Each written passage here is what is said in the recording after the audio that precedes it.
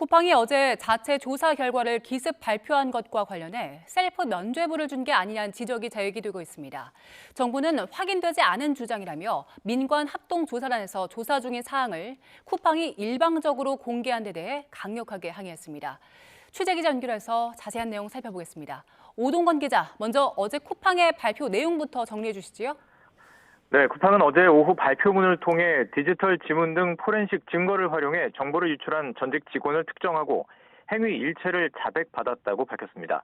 이 과정에서 유출자가 접근한 고객 계정 3,300만 개 중 3,000개의 계정 정보만 저장된 것이 확인됐다고 주장했습니다. 저장 정보에는 고객 이름과 이메일, 전화번호, 주소, 일부 주문 정보, 그리고 공동현관 출입번호 2,000여 개가 포함됐다는 설명입니다. 쿠팡은 결제 정보나 로그인 관련 정보에 대한 접근은 없었다고 강조했습니다.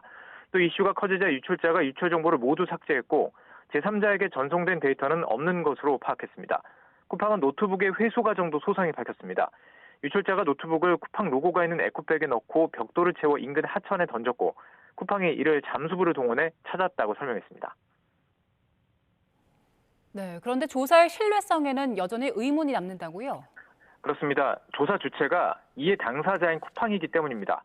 쿠팡이 유출자에게 자백을 받았고 유출 내용에 대한 글로벌 보안 회사에서 검증을 받았다고 밝혔지만 민관합동조사단의 공인된 조사 결과가 아니라서 신뢰성에 의문이 제기되고 있습니다.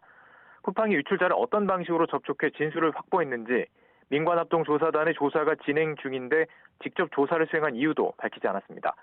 유출자의 범행 동기 역시 불투명하고 유출자가 진범인지조차 수사당국에 의해 검증되지 않았습니다. 이런 경우 향후 증거의 신빙성에도 문제가 생길 수 있습니다.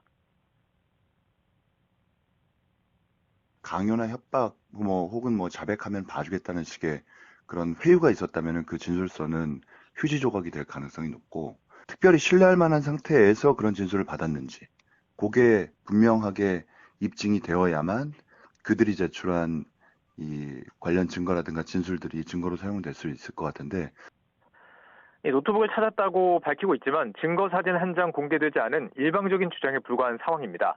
쿠팡이 정보를 제공했다는 날짜와 또 경찰이 증거를 입수한 날짜도 어긋나고 있습니다. 쿠팡은 지난 17일에 유출자의 진술서 등 일체 자료를 확보하는 즉시 정부에 제출해 왔다고 밝혔습니다. 하지만 서울경찰청 사이버수사과는 지난 20일에 쿠팡 측으로부터 피의자가 작성했다는 진술서와 노트북 등 증거물을 이미 제출받았다고 밝혀서 나흘간의 시차가 발생합니다. 정부 민관합동조사단은 쿠팡이 특정 인물과 접촉한 사실조차 몰랐던 것으로 파악됐습니다. 쿠팡 정보유출 민관합동조사단 관계자는 언제 쿠팡이 해당 인물과 접촉한 사실을 알았느냐는 질문에 쿠팡이 관련 정보를 조사단에 공유하지 않았다고 답했습니다. 이어 쿠팡이 접촉한 인물이 누구인지도 모르며 진범 여부조차 경찰이 확인할 것이라고 말했습니다. 또 쿠팡이 해외 보안업체 3곳에서 조사한 결과라고 말했지만 실제로는 공신력 없는 조사 결과를 마치 조사단과 수사기관에 발표한 것처럼 대외 메시지를 낸 것이라고 강하게 비판했습니다. 앞서 과기정통부는 조사 중인 사항을 쿠팡이 일방적으로 알린 데 대해 강력히 항의했다고 밝히며 쿠팡이 주장하는 내용은 확인되지 않았다고 못 박았습니다. 지금까지 YTN 오동원입니다.